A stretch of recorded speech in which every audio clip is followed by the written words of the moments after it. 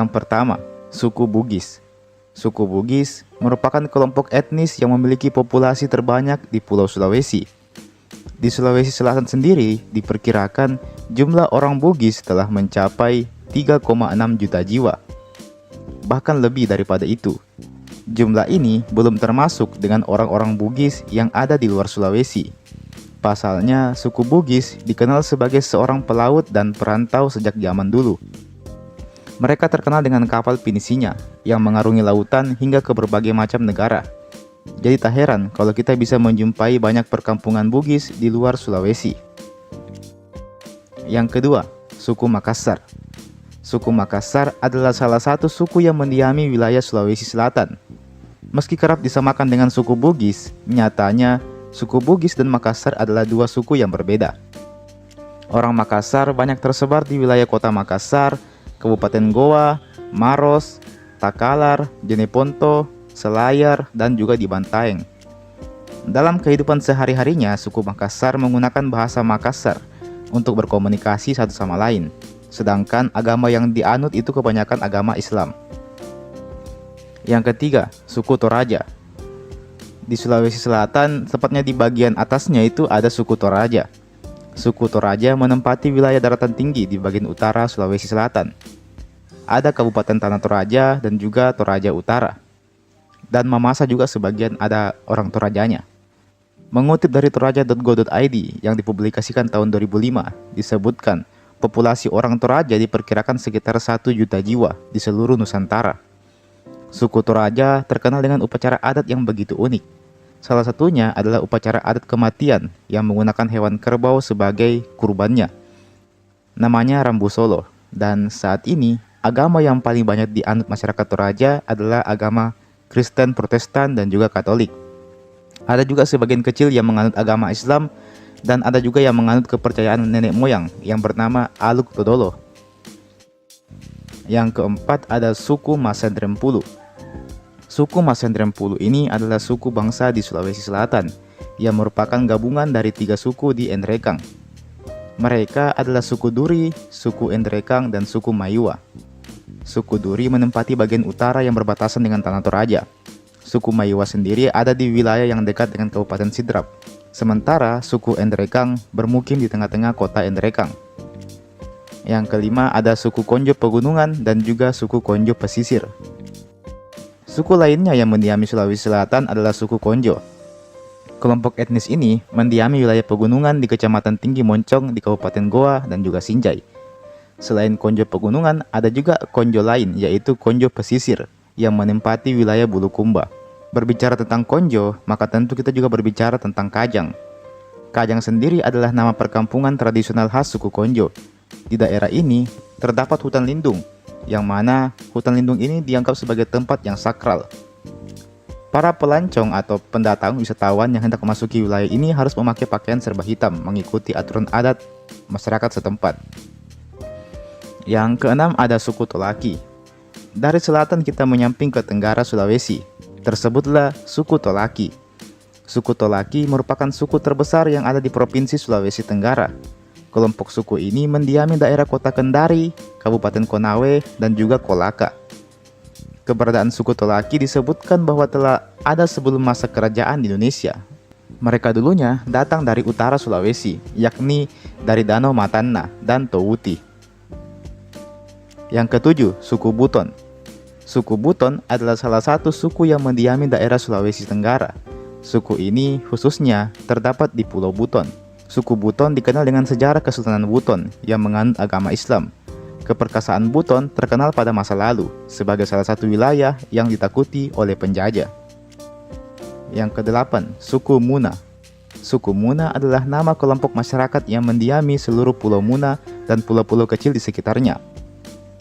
Populasi penduduk Muna diperkirakan sebanyak 215.442 jiwa. Dari Sulawesi Tenggara, kita maju ke Sulawesi Barat. Di Sulawesi Barat ada suku Mandar, di mana memang mayoritas penduduk di Provinsi Sulawesi Barat itu berasal dari suku Mandar. Menurut cerita, suku Mandar terbentuk dari persekutuan 7 kerajaan di wilayah pesisir, atau namanya itu Pitu Babanna Binanga, dengan 7 kerajaan pegunungan, atau Pitu Ulun Nasalu. Yang ke-10, suku Mamasa. Suku Mamasa adalah kelompok etnis yang mendiami wilayah pegunungan tengah Pulau Sulawesi, tepatnya di Kabupaten Mamasa, Sulawesi Barat. Suku bangsa Mamasa secara adat dan budaya memiliki banyak kesamaan dengan suku Toraja. Selain itu, bahasa Mamasa juga termasuk ke dalam rumpun bahasa Toraja. Karena itu, orang Mamasa sering juga disebut sebagai suku Toraja Mamasa, karena agak mirip. Yang ke-11, suku Patae. Salah satu suku yang mendiami daerah Sulawesi Barat adalah suku Patae. Kelompok masyarakat ini khususnya tersebar di wilayah Polewali Mandar. Kelompok masyarakat Patae ini adalah kelompok yang dikenal masih memelihara dan mempertahankan pesan-pesan leluhur mereka. Yang ke-12, suku Kalumpang.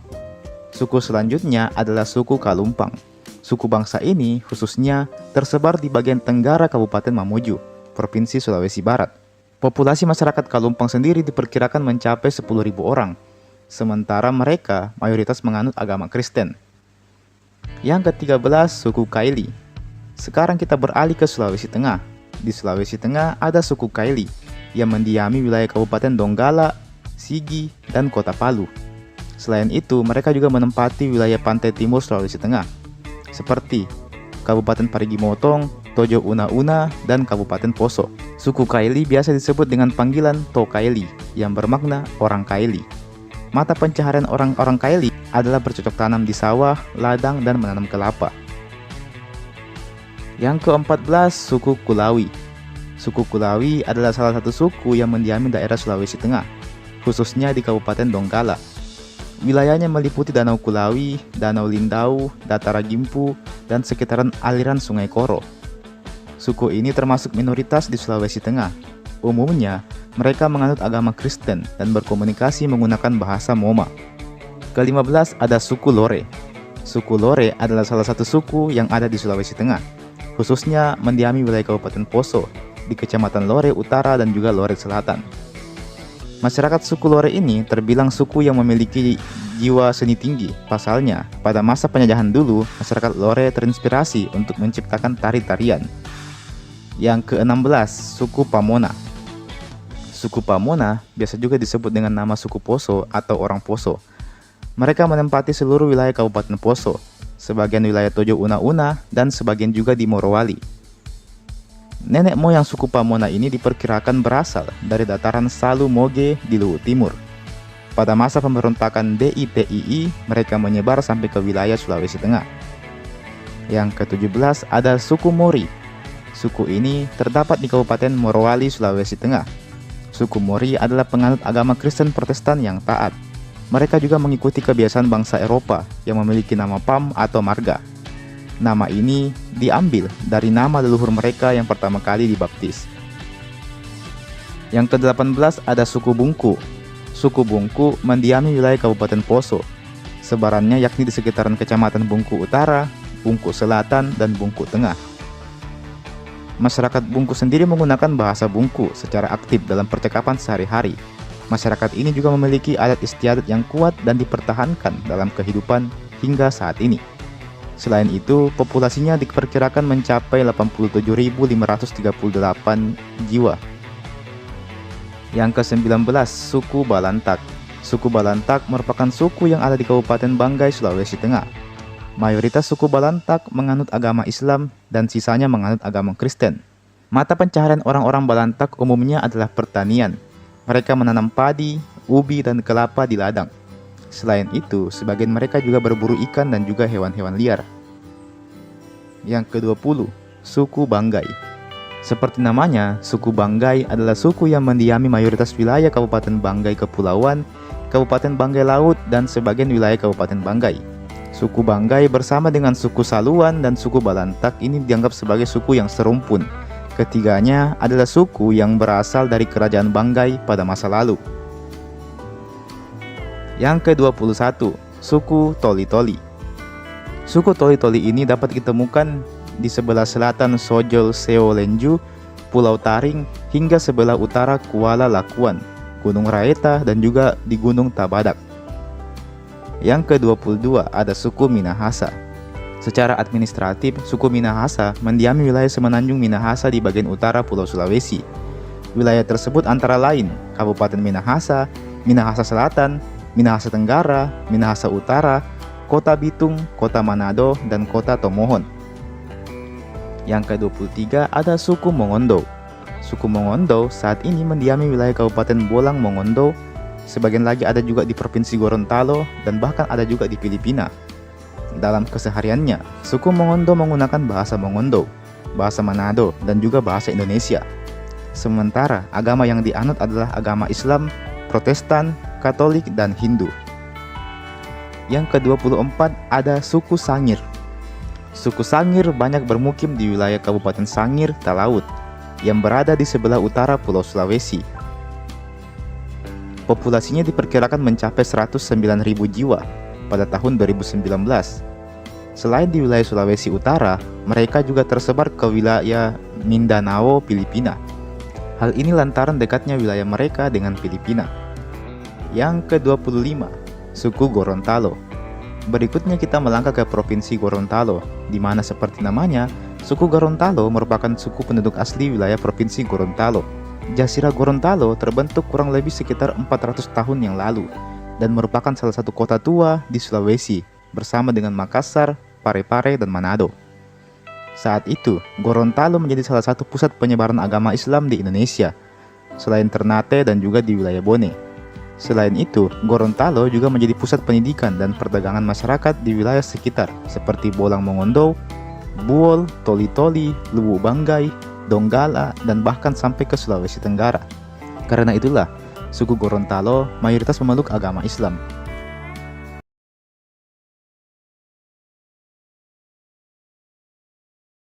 Yang pertama, Kerajaan Goa.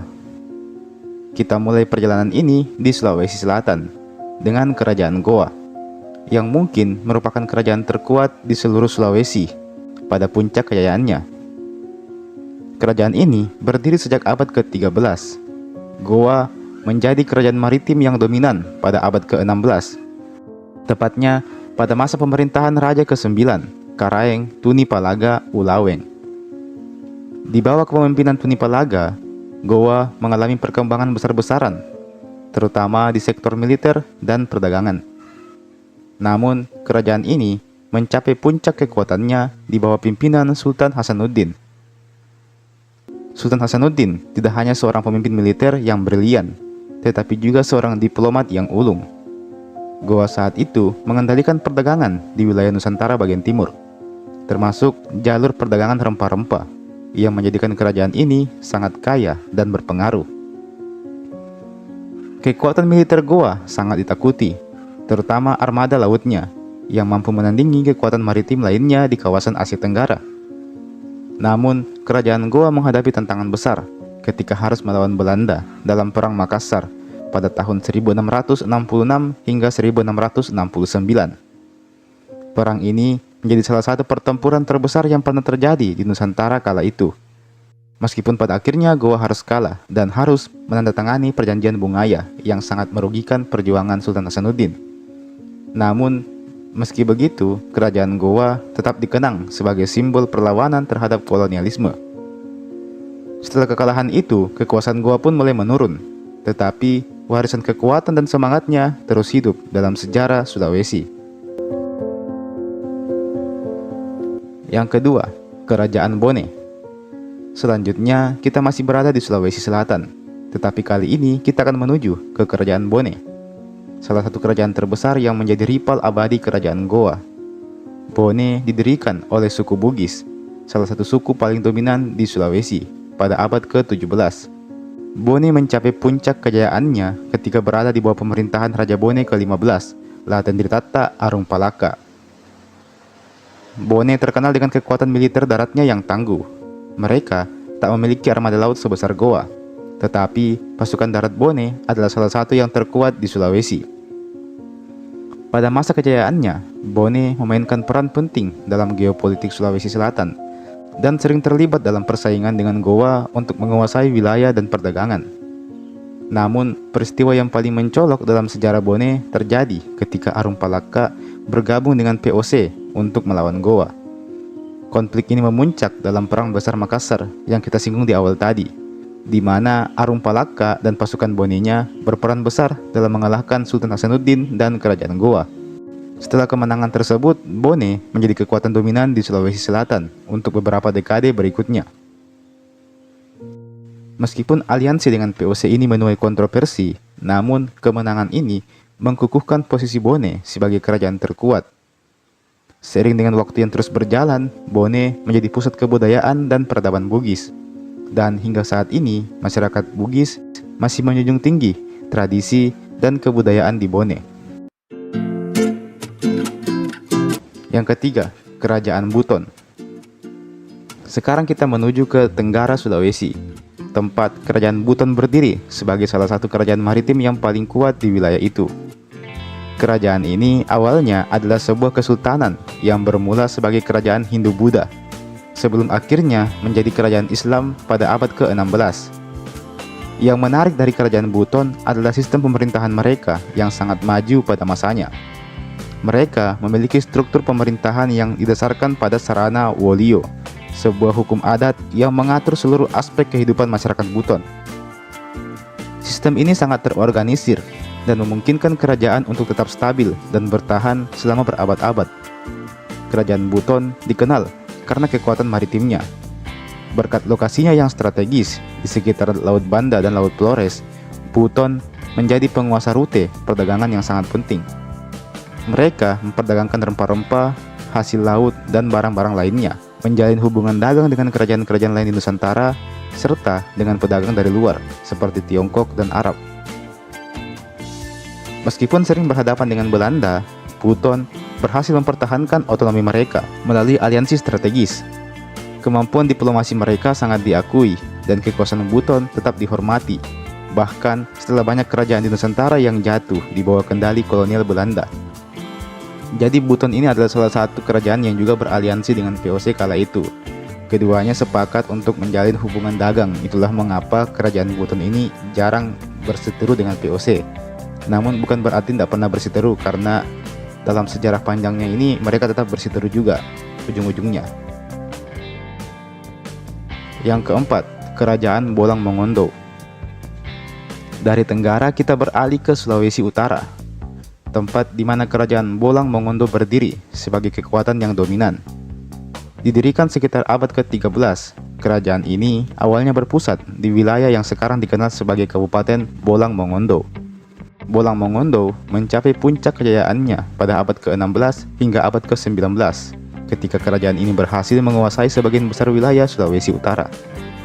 Bolang Mongondo memiliki sistem pemerintahan yang unik, dengan seorang raja yang disebut Bogani, yang memimpin dengan bantuan para bangsawan dan pemimpin adat. Salah satu faktor yang membuat kerajaan ini kuat adalah kemampuan militernya dalam mempertahankan wilayah mereka dari ancaman luar, termasuk dari Belanda yang mencoba memperluas pengaruh mereka di Sulawesi Utara. Bolang Mongondo juga memiliki kekuatan ekonomi yang cukup besar, terutama melalui perdagangan hasil bumi seperti rempah-rempah, perikanan, dan hasil tambang. Kerajaan ini memiliki hubungan dagang dengan wilayah sekitarnya seperti Maluku, Gorontalo, serta dari pedagang-pedagang Eropa dan Arab. Selain kekuatan militer dan ekonomi, Bolang Mongondo juga memiliki pengaruh budaya yang kuat di Sulawesi Utara. Bahasa Mongondo dan tradisi adat dari kerajaan ini masih dipertahankan hingga kini oleh masyarakat setempat, menandakan bahwa warisan kerajaan ini terus hidup bahkan sampai saat ini. Yang kelima, Kerajaan Kaili. Yang terakhir kita beralih ke Sulawesi Tengah, di mana Kerajaan Kaili berdiri sebagai salah satu kerajaan terbesar di wilayah ini. Meski tidak sebesar atau sekuat kerajaan maritim seperti Goa atau Buton, namun Kaili memiliki kekuatan politik dan sosial yang signifikan di wilayah Sulawesi Tengah, terutama di sekitar kota Palu dan Kabupaten Sigi. Kerajaan Kaili menguasai daerah pegunungan dan pesisir yang strategis. Selain itu, kekuatan mereka terletak pada sistem adat yang sangat kuat, yang dikenal sebagai Ada Kaili. Hukum adat ini menjadi landasan dalam kehidupan masyarakat Kaili dan digunakan untuk mengatur berbagai aspek kehidupan mereka, termasuk sistem pemerintahan dan hubungan sosial. Walaupun Kaili tidak terlibat dalam perdagangan maritim besar, namun mereka memiliki pengaruh yang besar dalam budaya dan politik lokal. Kerajaan ini juga berperan dalam menyebarkan agama Islam di Sulawesi Tengah, yang menjadi salah satu faktor penting dalam memperkuat identitas budaya masyarakat Kaili. Kaili juga dikenal dengan tradisi upacara adatnya yang masih bertahan hingga kini, seperti Punja dan Nosarara Nosa Batutu, yang menandakan betapa kuatnya warisan budaya yang mereka tinggalkan. Meski tak memiliki kekuatan militer yang besar, namun pengaruh budaya dan adat dari kerajaan Kaili tetap signifikan di Sulawesi Tengah. Dan itulah tadi 5 kerajaan terkuat yang pernah ada di Pulau Sulawesi. Masing-masing kerajaan ini memiliki cerita kejayaan yang unik, dan mereka semua memainkan peran penting dalam sejarah Nusantara. Dari Goa yang tangguh melawan Belanda, Bone yang menguasai daratan Sulawesi Selatan, hingga Buton yang menjadi penguasa maritim, Bolang Mongondo yang mengendalikan utara Sulawesi, dan Kaili dengan kekuatan adatnya. Semuanya menunjukkan betapa kaya dan kompleksnya sejarah di Sulawesi ini.